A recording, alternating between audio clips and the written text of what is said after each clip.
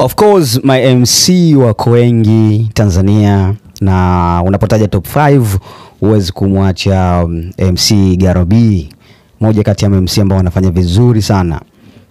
Good luck kipindi hiki cha msiba ambapo watu wanamlilia MC Pilipili. Watu wamekumbuka wema aliofanya MC Garo B wakati MC Pilipili yuko hai. Tunajua kuna mambo kadhaa aliyapitia MC Pilipili, ikiwemo masuala mazima ya ndoa na masuala mengineo kwenye tasnia ya UMC. Wapo MC mbele yake waliweza kuchukua soko, lakini yeye bado heshima yake aliyokuwa nayo na kipaji kikubwa alichokuwa nacho bado alikuwa anapiga kazi. Hata kabla ya kufariki dunia alikuwa na kazi, si ndio? Yes, kwa namna hiyo. Kwa hiyo kuna oda alikuwepo nayo mpaka siku ya mwisho, ambapo taarifa tunazozifahamu mpaka hivi sasa ni kwamba amefariki dunia. Sasa bwana, story iko hivi. Mashabiki wa MC Garo B na MC Pilipili wamevunja ukimya. Upendo walionyesha MC Garo B wakati kundi kubwa la watu lilipo reply post ya MC Garo B akionekana katika muonekano aliyouita wa kishamba enzi za uhai wake. Mamia walimcheka na kuhusisha maisha yake ya ndoa, na wapo waliosema kwamba zama zake sasa zimekwisha. Lakini MC Garo B alikuwa bega kwa bega na MC Pilipili, ikiwemo maeneo ya ibada na hata kumpendezesha na suti kali za hadhi ya MC wa taifa.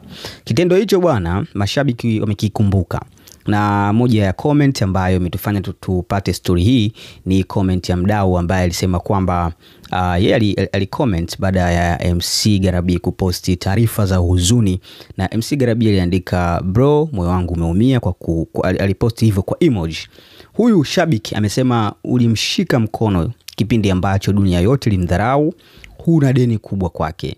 Baada ya hapo watu 14 walikuja wakareply hii comment ya shabiki huyu kutokana na post ya MC Garo B.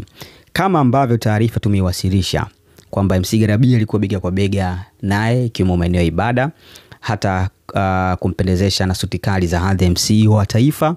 Haya unaweza link posti ambazo wameposti MC Garo B pamoja na MC Pilipili ambazo wamekolaborate katika akaunti zao. Kitendo hiki mashabiki wamekikumbuka, si ndio?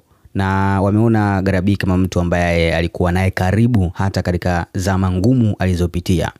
Ikumbukwe taarifa zinaeleza kuwa MC Pilipili alisafiri kuelekea Dodoma, ambapo jioni alitarajiwa kwenda kufanya kazi yake ya ushereheshaji katika mji huo, lakini akafariki na umauti ukaweza kumfika MC Garo B. Taarifa ziko hivyo. Moja kati ya posti za huzuni kabisa ambazo MC Pilipili ameweza kuziposti kwenye akaunti yake ya Instagram, ambapo ni kama vile ameacha ujumbe, na ikumbuke kwamba alionyesha imani yake ya Kikristo kwamba imani yake imeshiba, na alionekana kwenye majukwaa mbalimbali ya makanisa kwa maaskofu mbalimbali. Aliandika, kwa nini mtu anaweza kurogwa? Afu akasema soma hadi mwisho. Upo waraka ambao ameuachia kwenye kurasa yake hiyo ya Instagram, na maelezo kadhaa ameandika. Tukijaribu kunukuu baadhi ya maneno ambayo ametuachia MC Pilipili dakika za mwisho kabisa, alisema, bila kuchezesha imani yako sio rahisi kukuroga mtu au kurogeka.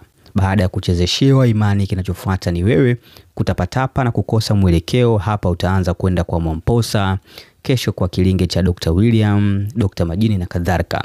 Ukiona umefika stage hiyo, hapo upo unatapatapa, ndio hiyo stage huitwa wewe umerogeka.